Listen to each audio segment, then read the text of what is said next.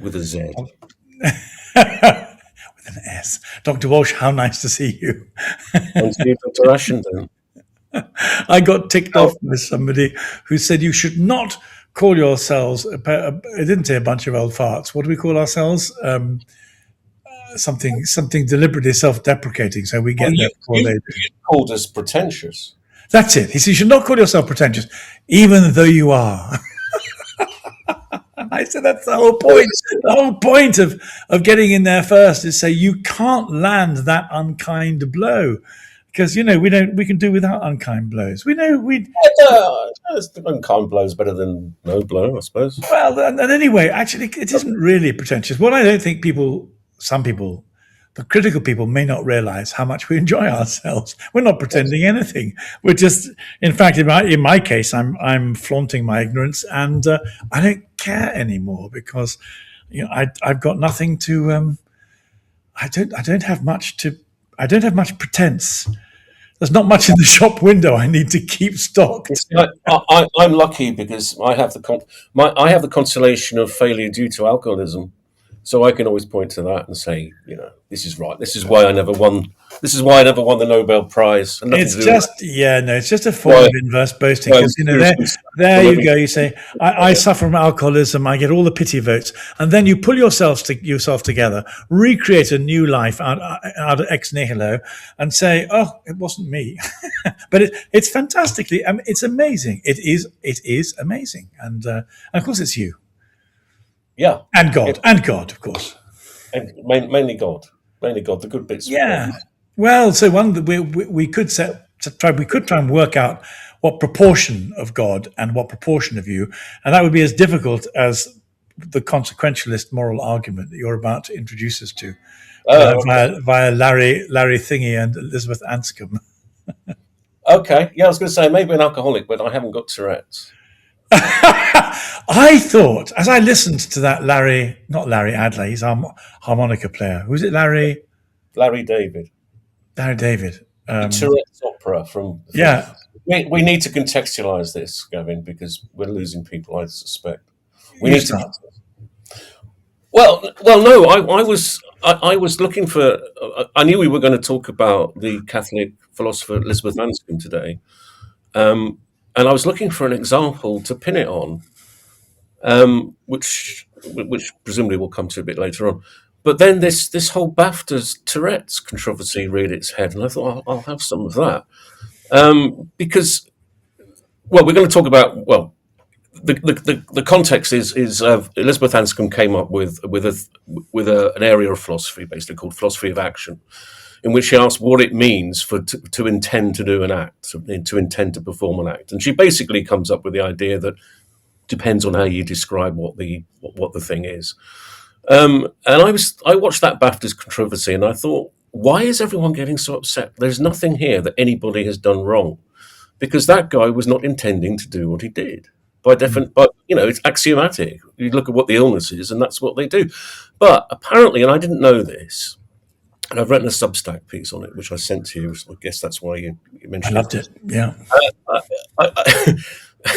Apparently, what you do if you have Tourette's, or what happens if you have Tourette's, is that you have to say the most inappropriate thing in the situation you're in. So it's richly context sensitive. What an illness to have. Fantastic. Much better than alcoholism. I don't understand Tourette's. I mean, I obviously I know what it is, and I know what people describe it as. As I listened to Larry David's takeoff of it, or celebration of it, I thought, well, doesn't the whole of society have mild Tourette's? Yeah. I mean, it just sounded to me as though this was a kind of intensification of the normal language of normal people in normal, and all the this is clearly not the case, and I hope you'll make it more sophisticated. But it seemed to me at one level, all the Tourette's person did was to do it a bit more loudly and a bit more intensely than everybody else. But haven't we all developed a kind of, I'm going to say the most inappropriate thing to shock you in order to gain a certain amount of street cred? I just think the cognitive subsystems that must be in operation there are fascinating. No, you don't know you're doing it, but on the other hand, you're doing something in a very sophisticated way.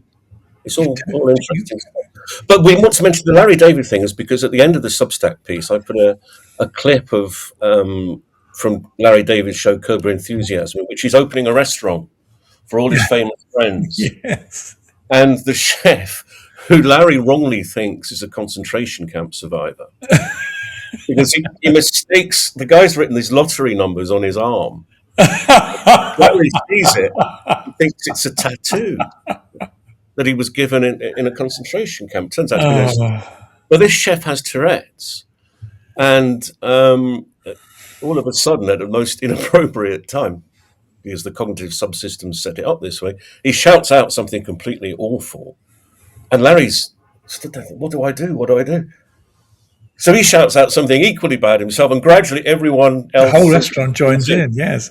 And then it begins to sound quite normative. In fact, the really interesting bit is how many of the words I don't know, and I have to go and look up. There's one very exciting one. I think I know what this means. Well, I don't really want to go through it on this. But, no. It did occur to me. I might flaunt my ignorance and say, "Did that just everyone else know what this means?" My late father, bless him, he hated swearing. I think I only ever heard him use the F word once. But he liked Larry David, and I remember sitting there. It must have been about 2013, 2014, with him in his small house just outside Aylesbury, and we were watching it. And I was looking at my dad, and I was thinking, what is he thinking of this? It's like, when you're a kid, when I was a kid and if a sex scene came on TV and you happened to be in the same room as your parents, it was, think of an excuse to get up and leave. Anyway, I thought, what's he going to think of this because he hates swearing so much? And at the end, he just looked at me and he said, oh, well, for once, it all works out for Larry, doesn't it? That was good.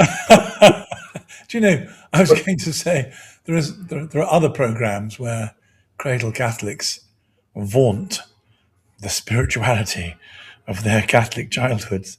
We can't do that because I didn't have a Catholic childhood. But nonetheless, nobody swore in my family. But it wasn't Puritanism. It was almost as if nobody knew the words. I didn't know the rude words until I was sort of away at school at 13 or 14. I came across these, all the kind of normal vocabulary. My father said fiddlesticks quite a lot. Although there was a wonderful sea shanty. I have 4 younger sisters, and we used to go on holiday together down to Bognor, which has its own epithet in the history of royal conversations. And he used to teach my sisters to sing sea shanties, and there was one lovely one where it went. There once was a man both tall and fair, his name was Sir Michael St. John St. Clair, and people watched him everywhere, they watched him play with his boots, for they were large boots, huge boots, boots as heavy as lead, with a singular twist of his muscular wrist, he could throw them right over his head. And then the girls would say, one day while walking down the Strand, chucking his boots from hand to hand, and people said, oh, isn't it grand to watch him play with his boots? Well, years later, my sisters said to him, Dad, that song. You couldn't Tourette's that, it's too long. It's not boots, is it, Dad? No. It's not boots, is it, Dad? And it didn't occur to anybody in the family it was anything but boots. We knew no different. And so in a very strange way, it wasn't Puritanism. It was just that nobody swore. We didn't know the words. It was like a foreign language. And so it was a great shock when I discovered people using words, but not the horror, just my ignorance. I don't know what they mean. Well, my grandmother, my mother's mother, used to say if you used swear words, it meant you didn't have much of a vocabulary. And that was the culture. That was the. You've got more words, not fewer. Surely. My father said, when there was one point when we were discussing it, and he said he wasn't snobby like this. He was. He lost his father aged 11, was orphaned and lost his home and ended up in an attic in Balham with his mother with no money, homeless, no money. And so he wasn't a social snob at all, and then made his way up via Cambridge because he was clever. But he did say, the thing I have against swearing is it seems to me to deprive everyone of developing a reasonably rich vocabulary. And why would you not want to develop a rich vocabulary in these circumstances? Is that not the joy of words? And I thought No. that was very good. And I think it's the opposite to Tourette's, isn't it? I mean, Tourette's wants to shock, but you can have a non-Puritan response saying, let me find the most incisive, most powerful, most funny, most paradoxical. Let's turn this into a word fest. And that's why I think, in a sense, society's got a kind of corporate mild Tourette's. It just wants to be as rude as possible, inappropriately, whenever it can. But tell me more about it being culturally conditioned, because I don't know about that. Well, I don't mean it's culturally conditioned. I mean, No, you didn't say that exactly. I mean, the Tourette's bites according to the context of the culture. apparently that's right. I mean, my research on this is just over the last 2 days, and it's a bit Wikipedia. I'm honest. It's deeper than mine. You don't need to show. The magician doesn't need to show the trick. Just do the magic. I just thought the whole thing was so funny, and that it must. I thought to myself, it must be the case that all these people who are so po-faced about it, they must just be waiting for someone else to laugh. You made some wonderful points in the piece about hypocrisy and double standards that actually I should have remembered and written them down. But you said, well, I mean, first of all, I think the idea that the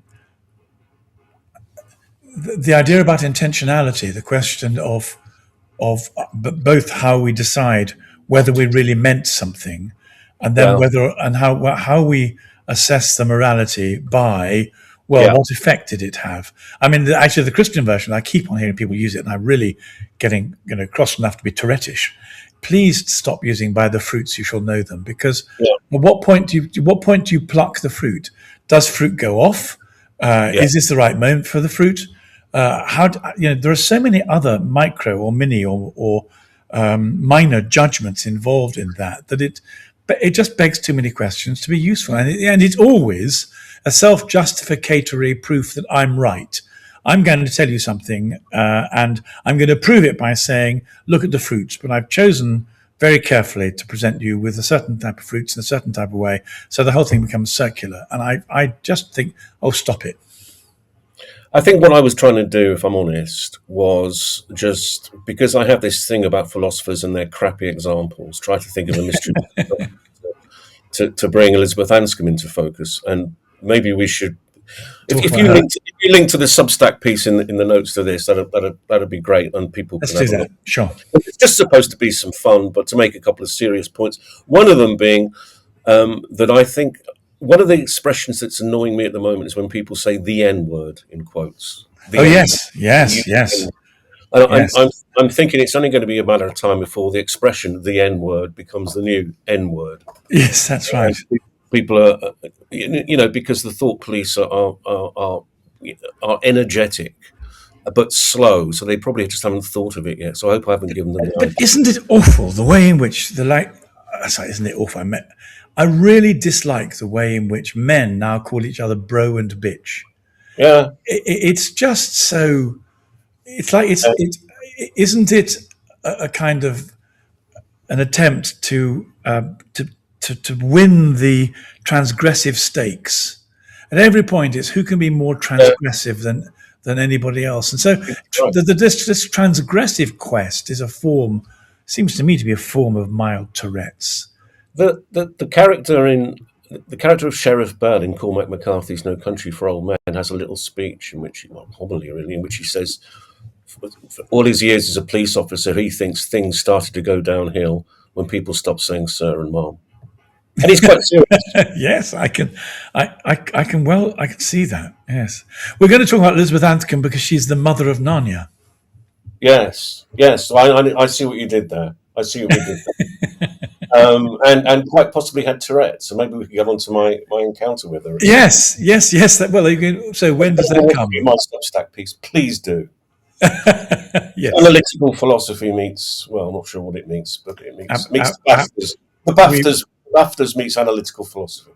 Your Substack is absolutely brilliant. Oh God, no, I sound like Voldemort now. It is so brilliant. It is absolutely, wonderfully, totally brilliant. It's not bad, actually, Sean. It's not bad. It's not bad. It's okay. It'll do. It is. It'll yes. do. So Elisabeth Anscombe, Elisabeth Anscombe.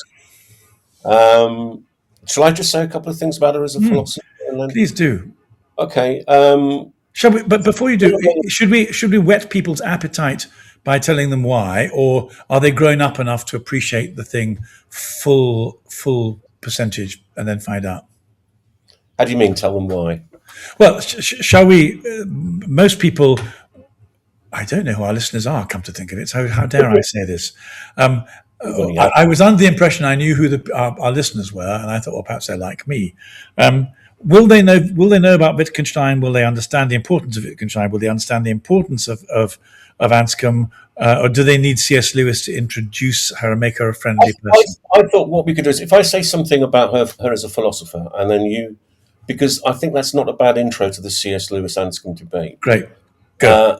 And then maybe if we have time, I'll tell about my encounter with her at a conference in 1990 in Durham, which was quite something. She was part of a quartet of female philosophers who were at the same college in Oxford at Somerville from the start of the war to during the war. There was herself, Iris Murdoch, of course, is famous as the novelist. My intellectual godmother. Yes, indeed. Yeah, you mentioned that. Yeah. Philippa Foot, who was actually apparently the granddaughter of a US president. I can't remember which one now. Might have been Grover Cleveland, something like that. But I don't know. And Mary Midgley. So there's Mary Midgley, Elisabeth Anscombe, Iris Murdoch, Philippa Foot. And they were, as I say, at Oxford at the same time. Three of them were studying greats, and Philippa Foot was doing PPE. And they were came together to push back against a theory of ethics, which was called non-cognitivism. Now, non-cognitivism is the view that ethical judgments are either purely subjective or meaningless or just expressions of emotion. Now, this was no good let's focus on Anscombe. This was no good for Anscombe because at the time, if you look at the historical context, what was being slow motion revealed during the war years were atrocities and horrors and tragedies which that particular form of ethical discussion didn't have the resources to address. So you can't say about the Holocaust, for example, it's a bad thing in the sense I disapprove of it. Non-cognitivist ethics kind of is woefully inadequate when you're dealing with major tragedies, and it's probably woefully inadequate full stop. So it's inspired kind of by the Vienna Circle, the logical positivists, people like A.J. Ayer, and they brought a new kind of way of looking at ethics to the fore, which was, more than welcome from my point of view. Anscombe was a Catholic. She was a Catholic convert. Her dates were, I think, 1919 to, I think she died in 2001. She stayed at Oxford and for quite a number of years. I think she went to Cambridge briefly, then went back to Oxford. And then eventually she got a professorship at Cambridge. While she was still at Oxford, she would go and attend Wittgenstein's lectures, I think this is right, and became his favorite pupil. And in fact, she was there the day Wittgenstein died. She was influenced certainly by his way of doing philosophy, if not always by his conclusions, and was literary executor of his work. So when the Philosophical Investigations came out, it's largely her translation with a couple of other people. She is famous in philosophy for basically three moves that she made. One was the restoration of something which you might call Aristotelian naturalism, which is the view that human beings kind of have a nature, an essence, which is tied into their biology. And Aristotelian naturalism makes much of the notion of flourishing. A good life.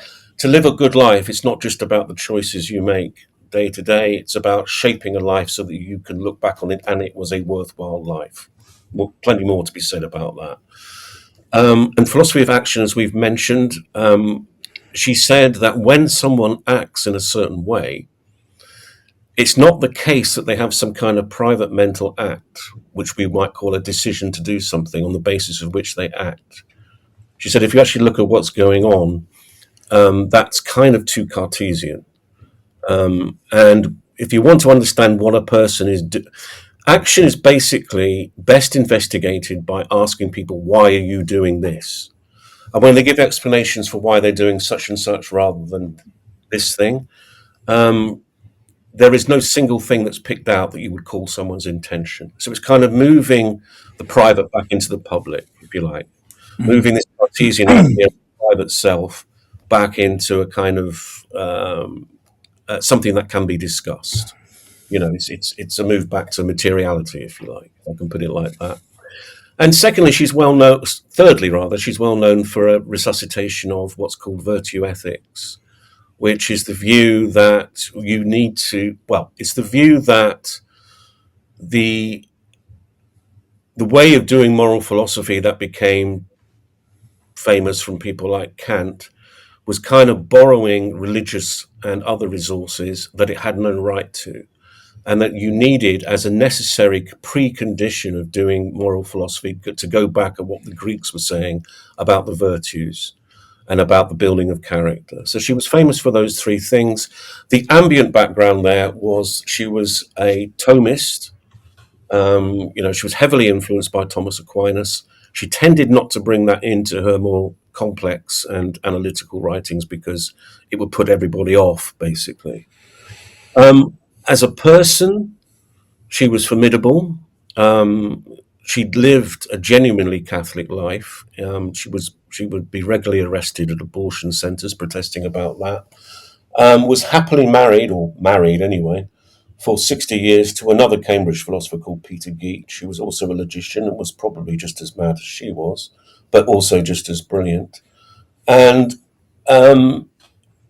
and probably one of the Roger Scruton, whose PhD thesis was supervised by Anscombe, once said that she was probably the last great philosopher writing in the English language. I mean, she's that important.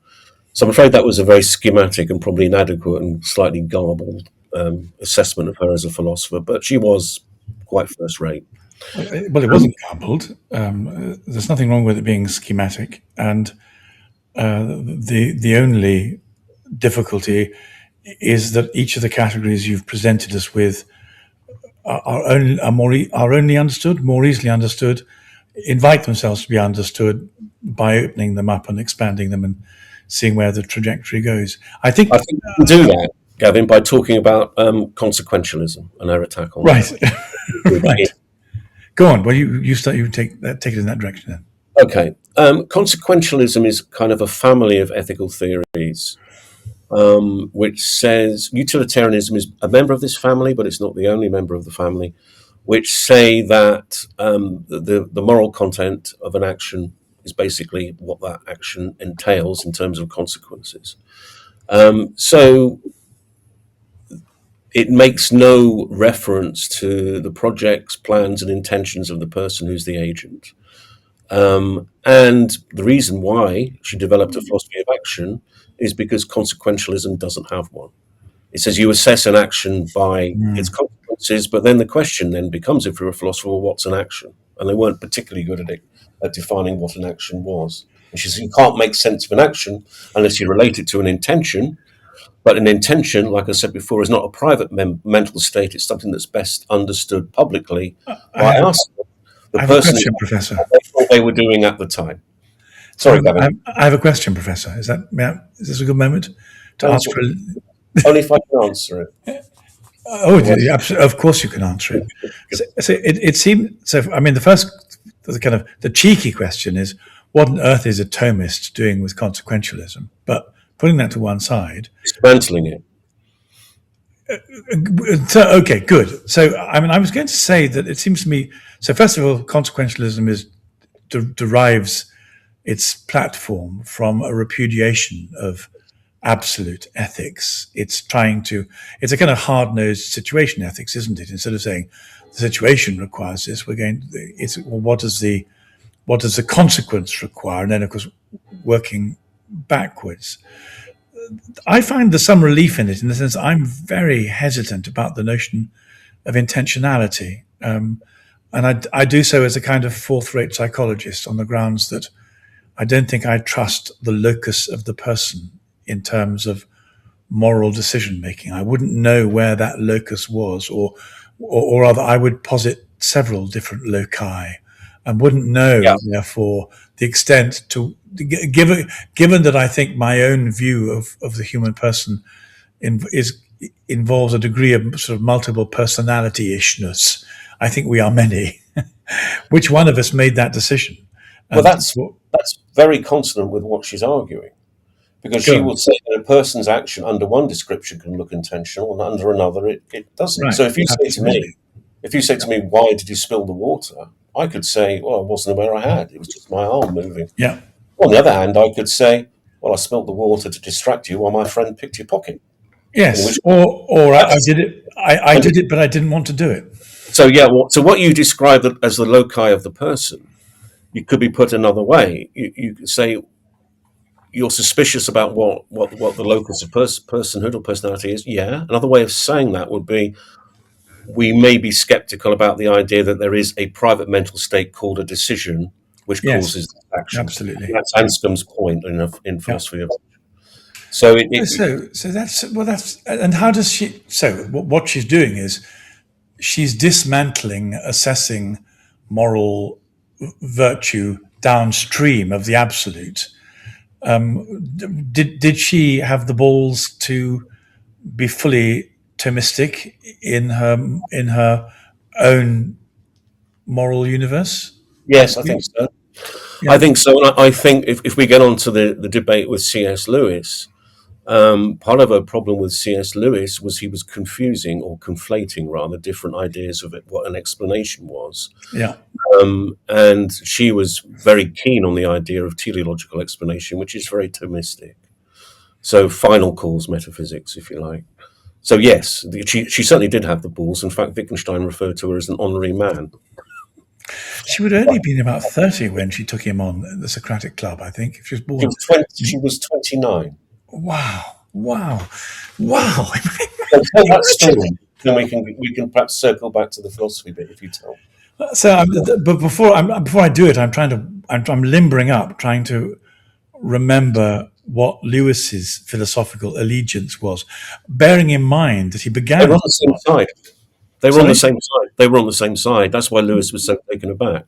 Yes, because he began as a philosopher and then moved into literature because but there weren't enough philosophy faculty places, and he could get employment teaching literature, and then but he did it largely initially, as a moral philosopher.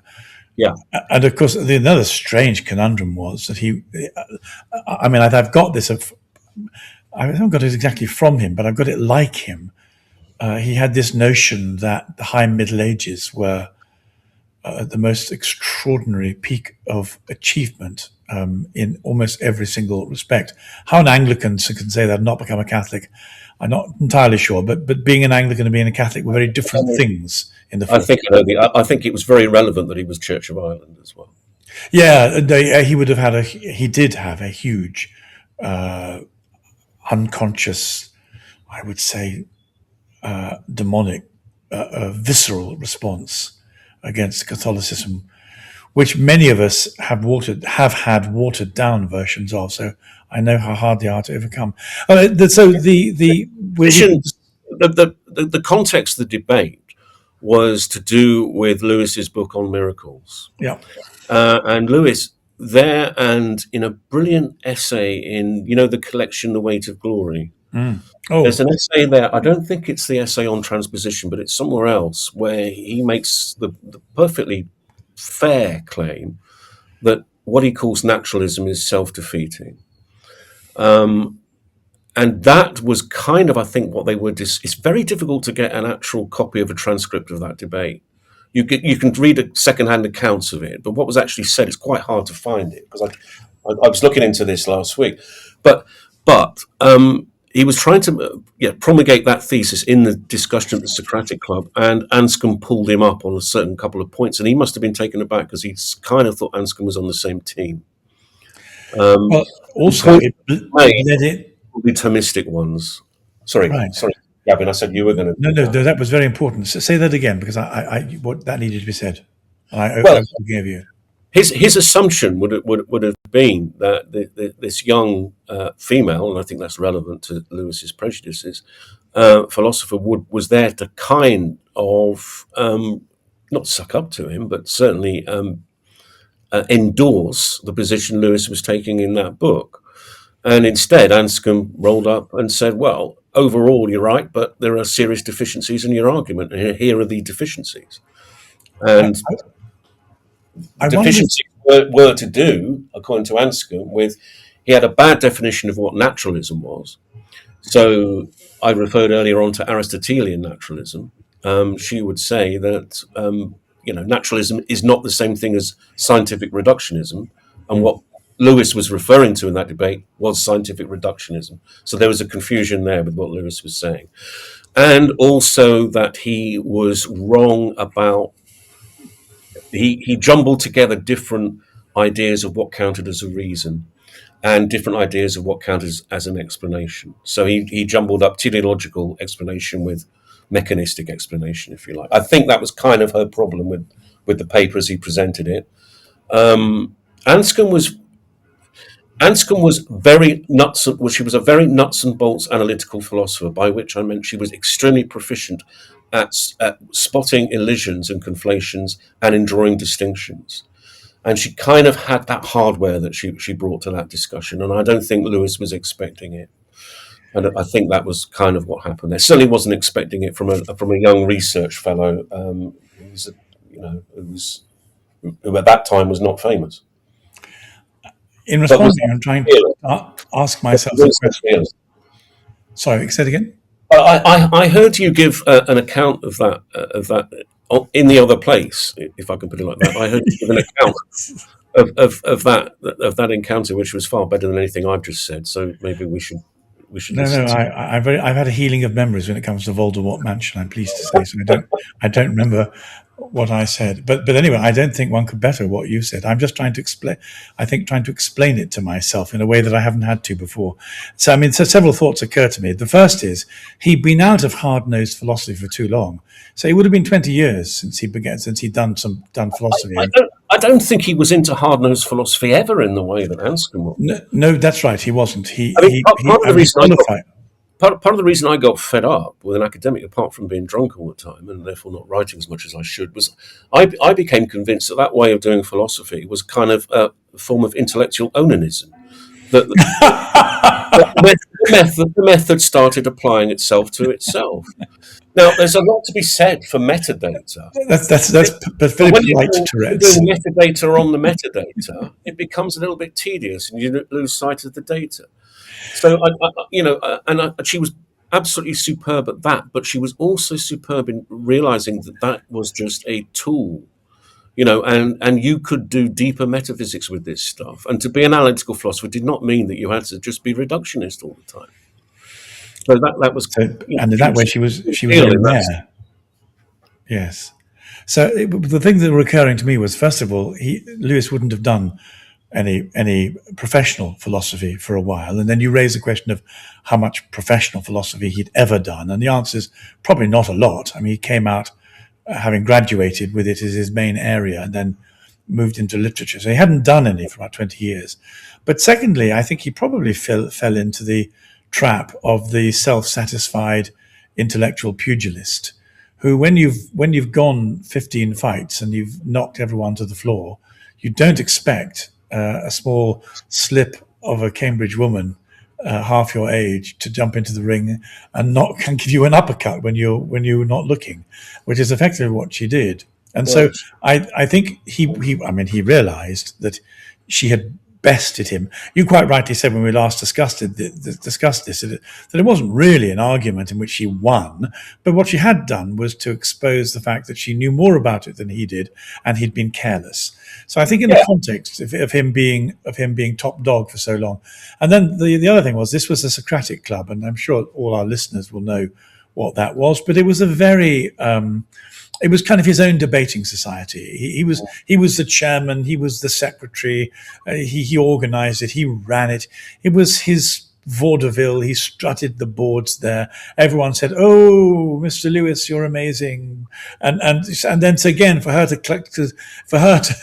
jump in. And she didn't say you got no clothes, but you don't look so good in a bathing suit, Mr. Lewis. She experienced a little bit of conceptual housekeeping. Yes, that's right. Bit like that. It's like your mother. It's like Yes. your mother. The maid comes in and starts hoovering the floor and tells you to lift your legs. That's right. A little bit uncomfortable for a while. And says you clearly haven't washed behind your ears for a couple of weeks. It's showing. Battering dishes because they shouldn't be doing them. No, that's sort of an analogy actually. But that's she duffed him up a bit. And I think we disagreed slightly on the phone about this, didn't we? I mean, I think he took it quite well in the end. Oh, I don't agree at all. He went away he went away. He took on board her objections and he rewrote the relevant material in a way that she was more than happy with. And I think that she had his balls off, and he never grew them again. She absolutely castrated him, and he was. I think he was. He lost his masculinity. He lost everything to her. He was So this is my reading of it, not yours. I agree. So I'm not saying I'm right. I'm just saying this is my reading of it. I think that he was so taken aback, and the thing was conceptually so unlikely to him that when it happened, he had to reconsider his role in the world. I mean, he had to reconsider his role in the Socratic Club because he'd been dethroned. He'd been shown fallible. And he had to reconsider his own self-image. He was the kind of the English Don who did philosophy, in a kind of relaxed, repetitive way before breakfast, and he was so badly hit by it. He no longer had the confidence to write as he'd written before. So he stopped writing like that, and he found himself released, broken, I think, crushed, demoralized. Release and looking for some entirely different way to strut his stuff, to do what he could do. And so he took refuge in the absolute polar opposite. I mean, that in itself tells you something. He went into children's fairy stories. So whatever it is, emasculated was he, that he goes into fairy stories where nobody can ever do this to him again. And then he begins to bring together the philosophy, the literature, the archetypes, the magic, the mystery, the theology, the spirituality, the questing literature of the Middle Ages. And he forms these genius fairy stories, which are one of the most powerful ways of expressing the gospel that's in the English language. I've come across so many people who are furious with him because they fell in love with him as kind of pre-atheist children, prepubescent atheist children, adored him, fell in love with Aslan. And then later on, at some ghastly point, discovered, oh, bloody hell, I'm a Christian. I did. The bastard. He snuck up on me and made me a Christian unconsciously. My whole of my inner imaginative life is Christian, whereas my head and my outer life are anti-Christian. What am I going to do? And so a lot of people have been very cross with him as he did that. But it was his genius. So he was a genius at so many levels. The Weight of Glory is one of the most. I mean, in 20 pages, it's one of the most powerful pieces of Christian literature I think ever written. It delivered as an evensong sermon in part of a series. And one of the sorry? The whole collection is superb. The whole collection that goes under the title of that one. It really is. One of the things I want to do before I die is I want to be Malcolm. I think I want to write as Malcolm. So he wrote letters to Malcolm, who of course was an imaginary figure. So he was two personalities, Lewis and the person he's writing to. And I want as Malcolm to write back and answer him, because I think, I mean, I'm older than he is when he died. He died at 64, I think. Yes. He died in 1964, the same day Kennedy was shot. But was that, that's saying I'm being searched for. Wait a minute. I must. No, that's the wrong one. So I'm on my way, and I'm not on my way. I can't talk right now. Sorry. So he died the day Kennedy was shot. He an alibi, we can rule him out. Yes, yes, his alibi. That's right. So, was he born in 1900? Because I've got 64 in my head, and I thought that was both his age and the year he was shot. Anyway, I've lost my train of thought. Why did it matter? Oh, because I'm 70, and he died in his 60s. But I think I'm ready to have a kind of to carry on that conversation about prayer, which again I just thought was one. But anyway. Be that as it may, I've turned it around to myself, as all solipsistic narcissists do. And what I meant to say was he mastered so many areas: Weight of Glory, proper theology, the Narnia books. I'm less keen on many of his other books.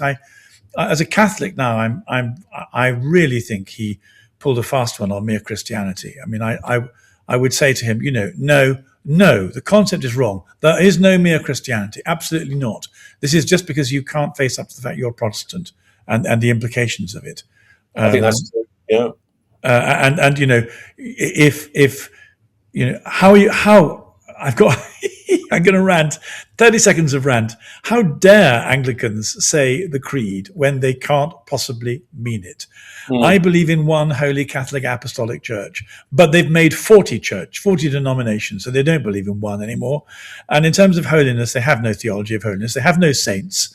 They have very few miracles. They don't believe in holiness in any sense that the Catholic Church or the historic creeds do. And as for being apostolic, they've no idea what it means. They started something entirely unapostolic 1,500 years later, suffering seriously from theological and historical amnesia that repudiates the apostles by definition. And church, give me a break. It's not a church, it's a denomination.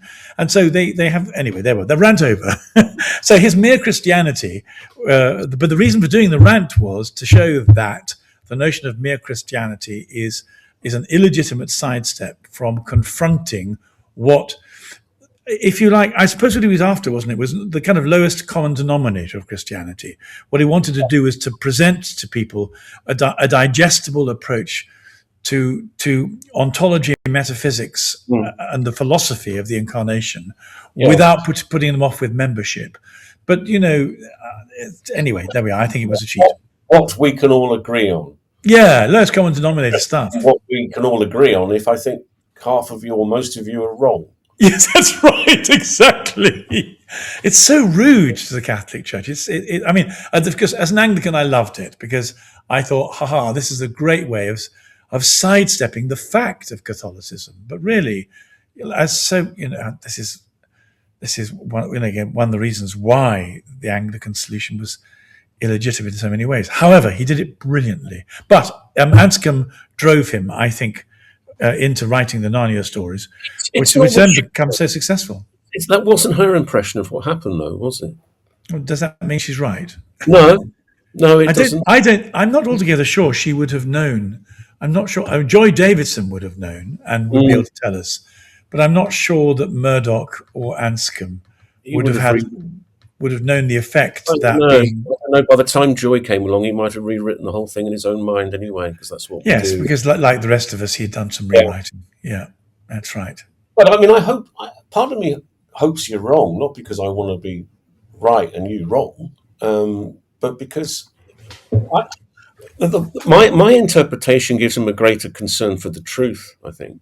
And mine gives him a greater... that he got knocked about and he picked himself up and he kind of said, okay, fair enough, I'll go and see if those objections work, and wrote them up. I like this one.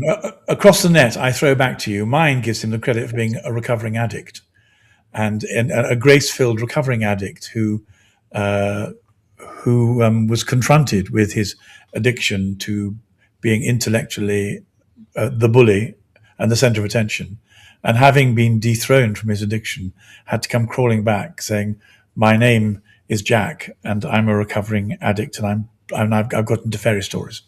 Well, full well I can't hit back at that. I just wanted to see your footwork when I knocked it over the net.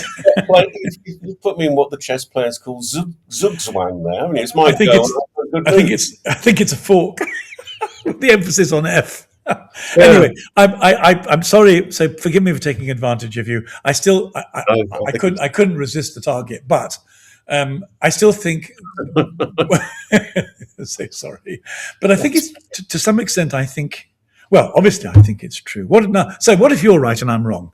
What if your position is this was a minor setback, and Well, I don't think it he was a scratched his head and thought, I need a new hobby. I'll write fairy stories. no. I think it was a devastation intellectually and emotionally for him. Okay. I'll grant that, but I don't think it.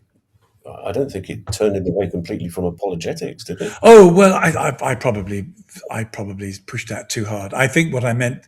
No, of course it didn't. I mean, of course it didn't throw him into infantilism.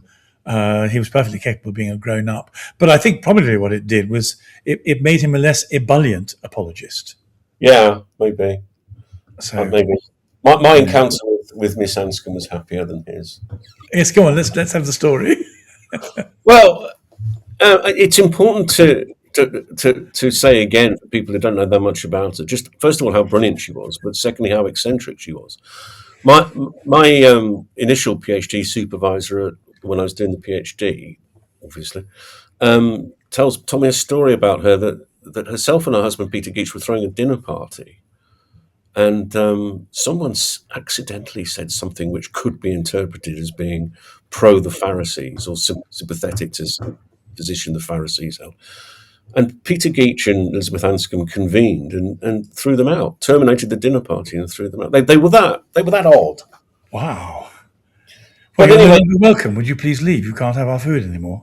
well, according to Howard, what was said was we've discussed this. I'm afraid you're no longer welcome. Yeah, you'll have to leave. They cancelled him. Yeah. Wow. No, there's a guest. I don't know who the guests were. Yeah, no, yeah. Oh, yeah, they threw them out of their house. Yeah. Yeah. Anyway, my encounter. That wouldn't be pharisaical at all, would it? Well, I don't even know if it's true. I mean, you know what academics are like for gossip, but yes, appalling. It wouldn't surprise me if it was true, but that's probably an argument for it being not true because it was easy to make stuff up about her. But I met her for a kind of couple of hours it was in 1990, and I was a young graduate student, and it was at a thing called the Joint Session of the Aristotelian Society and the Mind Association, which is still going, I think, and it's a kind of once a year summer jamboree. It's a kind of conference over a weekend. Papers are given, and there's discussions, and there's lots of drinking and other stuff, as you can imagine. And for some reason, I was one of 4 graduate students who was selected to read a paper in the afternoon graduate session on the Saturday. And there was another conference going on at the same time. It was at Durham University in 1990, as I say. And it got to lunch on the Saturday, and I found myself at the same table as Elisabeth Anscombe. It's the first time I'd seen her at the conference. The conference started the previous day. Just accidentally, I was sat next to her, and there was another graduate student on the same table who's now quite a well-known professor of philosophy, and I won't name her because I'm going to say something nasty. Now, my background, my childhood was my father was quite a well-known music journalist, and we used to have some very famous people at the house. So I've never been awestruck by that. Goodness me! Did you know I used to live next to Bill Mann? No, I didn't know that. I didn't know, but I have mentioned before about George Harrison coming to our house, once every couple of weeks. So I should have done it then, shouldn't I? Sorry, it still rankles with me about the game of tennis that you just won. So that's why. Well, no. If your father was anyway, she was there. Yeah, and she didn't hold court, but we had a sign on the table that said Aristotelians. I'll come back to that because it's quite relevant. But the woman, the female graduate student on the table, it was just the 3 of us, was basically arse licking. From she was sucking up. I'm sat next to Anscombe. I'm going to make the most of this, and Anscombe took against that straight away. Yeah, obviously, yeah. And it's not the attitude she displayed towards CS Lewis, for example. Absolutely not. We didn't go in there as a sycophant. And I was kind of probably hungover, and I'm sat next to Elisabeth Anscombe, so I started to make small talk. And then she kind of took a shine to me. I don't know why. How do you make small talk with Elisabeth Anscombe? Well, it was very easy, Gavin, because and it started like this. She called the waitress over, some young girl. I thought, oh, God, I knew her reputation. I thought, and she was all in a huff. She was like, I'm not having this. I'm not having this. Yeah. I thought there was something wrong with the food or whatever. And she called the waitress over, and she said to the waitress, and she pointed at the sign saying Aristotelian, and she said, "What makes you think I am an Aristotelian?" All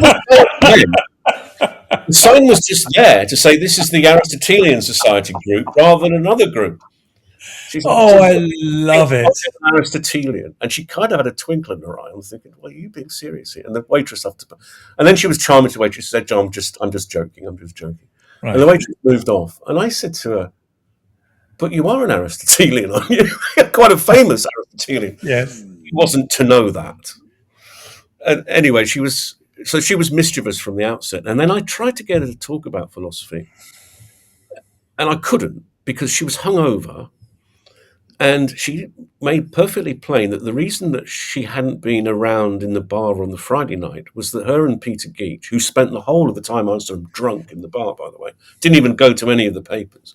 Anyway, they'd gone for an Indian meal, and there'd been a recurrent and unpleasant gastric incident as a result. I'm trying to eat. Well, I'm talking to Elisabeth Anscombe, and she's saying this to me, and I'm trying to eat, and sort of got a bit drunk with her over 2 hours. I mean, this other graduate student was completely shut out. And for the rest of the weekend, I saw her from time to time, and it was, "Hello, Sean." It was like, that story about the American comedian Don Rickles, who sees Frank Sinatra in the restaurant, and he goes up to him and says, "Would you come over and say hello to me? Because I'm trying to impress this woman." So Frank Sinatra goes over. I think Don Rickles tells him to get lost because he's with a woman. That's the way Don Rickles tells him. It's like that. People say, "Elisabeth Anscombe knows you." It must be the same Indian restaurant that gave me the runs when I was, if I may be, in Durham. So I was short. I think I was longlisted to be Principal St John's, Durham, and consequently went up, and had the most. Got locked out of the car park at 8 p.m., went into an Indian restaurant, got the trots. The combination of being locked out of the car park, unable, didn't get the job. It was disastrous. But the thing that sticks in my mind was that bloody Indian restaurant. I wonder if it's the same one. It might have been. Maybe they're famous for it. Or perhaps it's sabotaging people who come for jobs.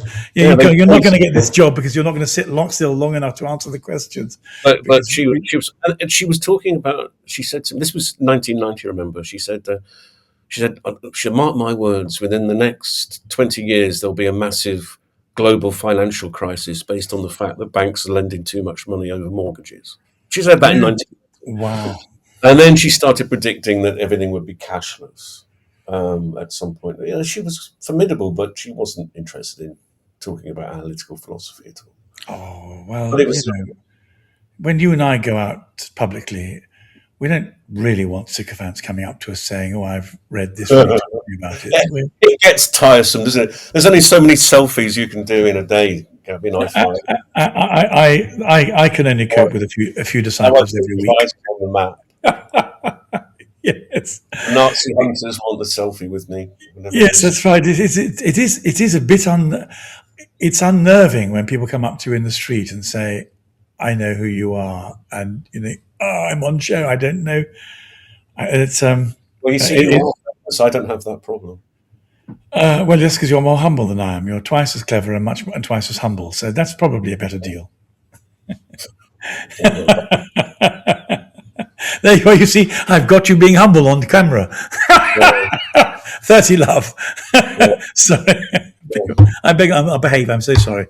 My son will take a different view from that. Children always do, though. They know. Well, they've seen us au naturel in every sense, and. She was getting back to Anscombe. She was. I will never forget that lunch. It's amazing. It says, well, apart from anything else, you were there. I mean, just to be in the same place and sitting next to her on your own professional merits. It was just a very clever thing to do. It was pure. It was pure chance. But I think she took a shine to me because I wasn't playing the sycophant. And well, of course, you were someone she could talk to and have a real conversation with. It's lovely, which she must have been desperate for. So very good. She must have been desperate. Yeah, she didn't turn up my paper though. Really? She got me drunk. I got drunk with her, and then I had to go and give this paper to the graduate session about which I remember very little. And it was, it was almost like a Lucky Jim thing. But I had people in the bar afterwards come up to me and say, "I really enjoyed that. Thank you. Well, what do you think of this?" I remember there's a guy, I think we might have mentioned him before, called Andy Clark, who was a professor. Well, he was a philosopher, but he moved into AI and cognitive sciences, and he was at the University of Sussex for quite a long time. And he was a kind of proto-Dennettian. He took a sort of similar view to Dennett about the nature of human mind, basically that there isn't one, as we think. Yeah. I remember getting into a tangle with him in the questions afterwards, but not much else, really. Still, it's a wonderful story and a great story to end on. And it sounds as though you managed your relationship with her a great deal better than Professor Lewis did. So congratulations. Yeah, well, she was old at this point, though. She was your age. Well, and wiser and meaner and sharper. And Lewis took her on when she was a mere sapling. So that quadruple congratulations. I mean, I just want to say one thing about it. I mean, she was Wittgenstein's pupil and friend, and Wittgenstein was famous for thinking that doing philosophy was the same thing as doing morality. So even when Wittgenstein was involved as a young man with thinking about the nature of logic, he thought it was the same thing about thinking of the nature of his own moral core. And she was the same. She was a serious philosopher, not in the sense that she did serious philosophy, although she did, but she connected it with the way she lived. And I think this is something she kind of hinted at as well, that it was easier in those days to do it because philosophy was much less professionalized than it is now. So no, she was. We won't. I don't think we'll see her like again. But if people want to read about her, there's. I think probably the best place to start is her paper, Modern Moral Philosophy. Don't go straight to her book Intention, which is deceptively slim, but it's very difficult to get. Well, I think this is the moment when you want to publish a small, slim volume, Elisabeth, Anscombe et moi, and take people through her work as you understand it. Well, Elisabeth, here's Elisabeth drunk, here's Elisabeth sober, and here's her with. Well, people do need introductions. They really, really do need. It's like the gap between some of the cleverest people. I've never found an adequate introduction to Kant that makes me feel that I ever know what I'm talking about when I'm talking about him. So, and I'm not. That's not an act of false humility. What I mean is that in some of the very serious intellectual giants we need ways of approaching them by people who understand them and can say, look, this is how the path goes through the garden. Don't get lost. You don't need to get lost. I think there's a philosopher at Liverpool called, it was my old place actually, called Rachel Wiseman, who I think she might have written an intellectual biography of Anscombe. I could be wrong. I probably should have done that before I came on, but certainly she has written about her and the other three of that quartet as well: Philosopher, Iris Murdoch, and Mary Midgley. Yes. You don't often get four people with that much talent in the same places. It's like the Beatles. It's the Beatles and the Oxford Second World War quartet. They were absolutely incredible. And I have to say, the fact that Anscombe was a Catholic undoubtedly helped her live out her life with greater stability than someone like Iris Murdoch, who's convert as well. Well, see, that would be interesting to talk about, how she became a Catholic. Did she write about how she became a Catholic? I'm not sure. So that would be very interesting. When she was quite young, I think it's when she was a teenager. Right. And she met Peter Geach when she was very young. I think they got married when they were about 19. And he mistook her for someone else that he'd already proposed to. It's all very, very strange. But if you ever met Peter Geach, it was quite possible that this had happened. My father was, when he was on leave as a naval officer for North Sea convoys, had a drunken train journey somewhere near Bristol, during which he proposed marriage to this nurse. And when he was sober, he realized what he's done. He was terribly sorry. Had to go and find her and ask her to release him from his obligations, as he didn't wholly intend them. We're back to intentionality again, and which we are. It's even better than my Tourette's example. Well, except not quite so colourful. On this note, We must pull stumps. It's been very enjoyable as always. And to those of you who follow us and who enjoy this with us, thank you very much. We love your comments, and we're very glad for your company. Good. And there's no point insulting me in the comments because I don't read them. You can insult them if you like. I read them. Anyway, they'll do what they want. They pay no attention to us. Utilised it now, just even if they did, because I told them. That's right. Well, next week, I hope. Brilliant. Yeah, great. Good. God bless. Been a pleasure, Gavin, as usual. Absolutely. Thank God. Bye for now. Bye-bye.